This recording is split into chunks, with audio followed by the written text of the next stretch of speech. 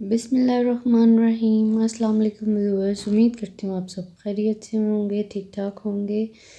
आज मैं हाज़िर हूँ एक नई रेसिपी के साथ और वो है बहुत ही मज़ेदार क्रिस्पी से नमक पारे। तो शुरू करते हैं रेसिपी को। इंग्रेडिएंट्स नोट कर लीजिए। सबसे पहले आपको चाहिए यहाँ पर एक बाउल हमने मैदा लिया है, उसके अलावा हमने 2 टेबल स्पून हमने ज़ीरा लिया है, घी हमने लिया है हाफ़ बाउल और उसको हमने अच्छी तरह से मेल्ट कर लिया है। उसके अलावा यहाँ पर हम जाएगा 1 चम्मच नमक। सबसे पहले अब इसके अंदर घी ऐड करेंगे। घी क्योंकि गर्म है इसलिए आपने अपने हाथ बचाने हैं और चम्मच से आपने इसको मिक्स अप करना है। मैदा डालेंगे इसके अंदर। मैदे को अच्छी तरीके से इसके अंदर मिक्स करना है और उसके बाद आपने इसके अंदर ज़ीरा और नमक शामिल करने हैं। पानी भी जाएगा थोड़ा सा, लेकिन आपने इसकी जो डो है उसको ज़्यादा हार्ड नहीं करना और ना ज़्यादा सॉफ्ट करना है, नॉर्मल होनी चाहिए इसकी डो। हार्ड जो होती है वो समोसे की डो होती है, इसकी डो ज़्यादा हार्ड नहीं होती।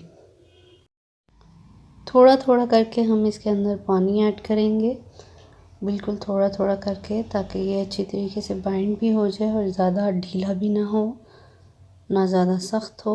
बिल्कुल नॉर्मल इसकी डो होनी चाहिए। जैसे कि आप देख सकते हैं अभी ये रेडी हो जाता है तो फिर मैं आपको दिखाती हूँ। ज़ीरा हम इस पॉइंट पर शामिल करेंगे जब हम गूंद रहे होंगे, और नमक डालेंगे। क्वांटिटी अगर आपको कम ज़्यादा लगे तो आप उसके हिसाब से अपनी ज़रूरत के हिसाब से बढ़ा सकते हैं। नमक हस्बे ज़रूरत होगा, इसको चेक कर लीजिए।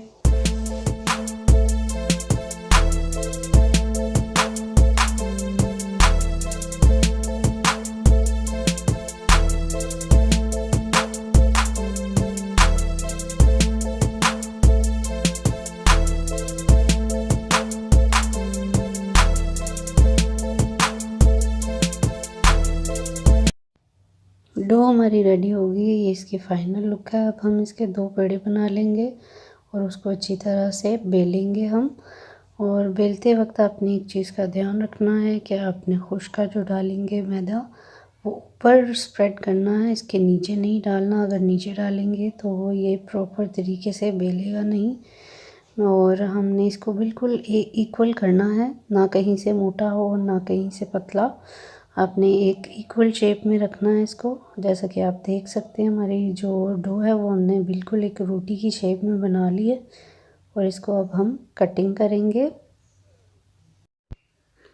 स्ट्रेट लाइंस हम इसकी बनाकर कटिंग करेंगे और इसको बड़े आराम से आपने प्रेस करना है, अदरवाइज़ बीच में से टूटने का या ख़राब होने का अंदेशा होता है। पहले हम स्ट्रेट लाइंस लगाएंगे और फिर हम तिरछी लाइन लगाएंगे, यानी कि वैसे काटेंगे ताकि एक प्रॉपर नमक पारे वाली शेप आ जाए। तो इसकी फाइनल लुक मैं आपको दिखाती हूँ।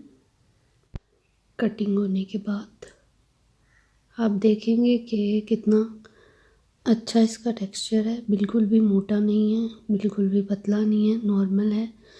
तेल आपने गर्म होने के लिए रख देना है और मीडियम हाई फ्लेम पर आपने इसको फ्राई करना है। ना बहुत ज़्यादा गर्म हो तेल और ना बहुत ठंडा हो, मतलब पहले से बॉईल हो रहा हो, ताकि आपके जो नमक पारे हैं वो एक साथ एक जैसे फ्राई हों।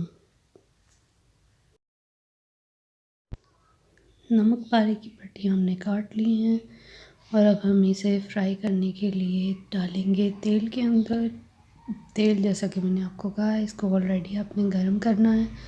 डीप फ्राई होते हैं अगर आप कम तेल में करना चाहते हैं तब भी, क्योंकि इसके अंदर भी घी होता है, इसलिए इतना ये अंदर से भी खस्ता रहेगा और बाहर से भी क्रिस्पी रहेंगे।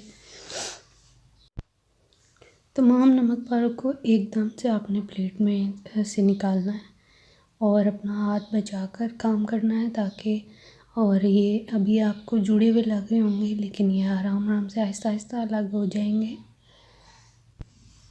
इनको चम्मच की मदद से आपने थोड़ा सा, ये जब कड़क हो जाएं तो इनको अलग कर लेना है और इनको हिलाते रहना है ताकि ये अच्छी तरीके से अंदर से और बाहर से हर तरफ से फ्राई हो जाएं, डीप फ्राई।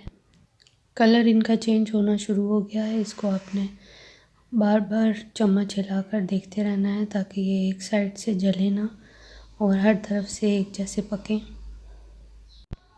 नमक इसमें जैसा कि मैंने पहले बताया कि हस्बे ज़रूरत ही जाएगा और जितनी क्वांटिटी आप बना रहे हों उसके हिसाब से।